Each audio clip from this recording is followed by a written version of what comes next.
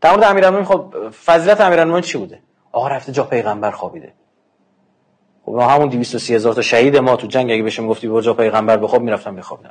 خدا نفهمید که آیه 207 سوره بقره رو در فضیلت و منزلت امیرالمؤمنین سلام الله علیه ذیل این فداکاری پسر ابی طالب نازل میکنه. در منزلت امیرالمؤمنین سلام الله علیه در این باب حضرات معصومین نستجیر بالله ثم العیاذ بالله نفهمیدن، این همه روایت رو بیان کردن که بابا اون شبی که علی رفت به جای پیغمبر خوابید اون چنان در نزد خدا عظمت دارد که اگر ثواب یک نفس علی در لیلة المبید را روز قیامت بین اهل محشر قسمت کنن هیچکی جهنم نمیره. این عین کلام امام باقر سلام الله علیه در کافی شیخ کلینیه.